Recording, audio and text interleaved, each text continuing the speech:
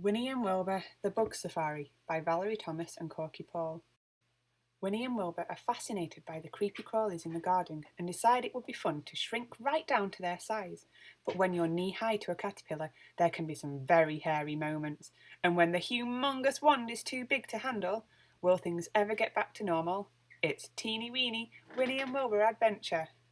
Winnie the Witch and her big black cat Wilbur were having a picnic in the garden.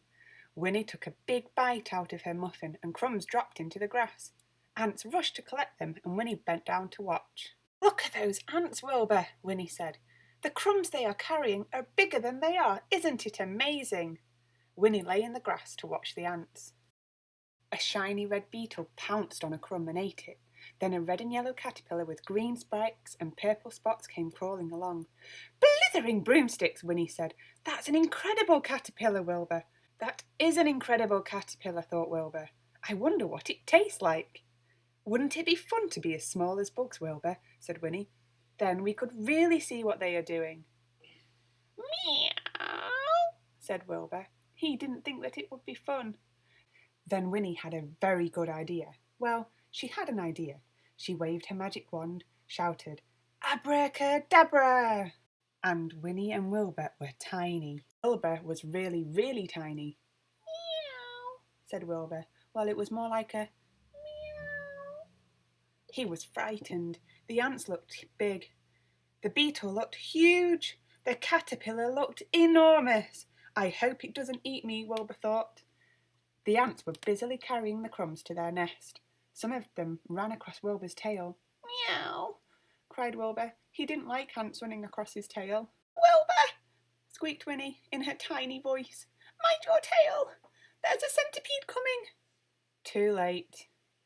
Meow. Ow, ow, ow, ow, ow, ow, ow, ow, ow,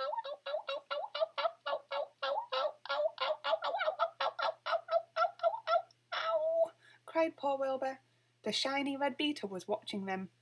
Did beetles eat tiny witches and really tiny cats? No. Luckily they liked muffin crumbs. Tweet! Tweet! Tweet! A bird landed in the grass. It was looking for its lunch. A nice fat worm? Or a tiny witch and a really tiny cat? Luckily, it found a nice fat worm.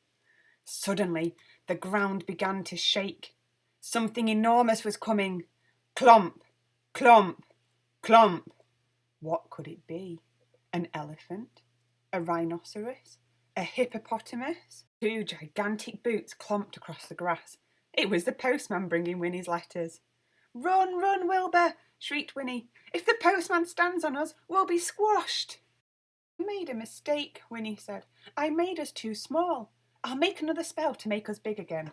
Where is my wand, Wilbur?" But the wand wasn't in the grass. It was stuck high up in a prickly rose bush, and it was still the same size. Oh dear, cried Winnie. "How will we ever get up there, Wilbur?" Just then, the incredible caterpillar crawled past. It started to climb up the rose bush. Winnie and Wilbur jumped onto the caterpillar's back and held onto its spikes. Up, up it went, around the prickles, up to the wand. Winnie and Wilbur climbed off, but Winnie was much too small to wave the enormous wand. Winnie pulled while Wilbur pushed, but the wand didn't move at all.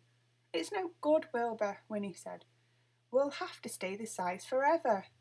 "Meow," cried Wilbur. A hairy spider was spinning a web amongst the roses. She scuttled across, spun a long thread, then twisted it around the wand. Winnie, Wilbur and the spider pulled hard on the thread, but they couldn't move the wand. A passing bumblebee flew onto the thread. A big green grasshopper jumped up, and a ladybird hung on.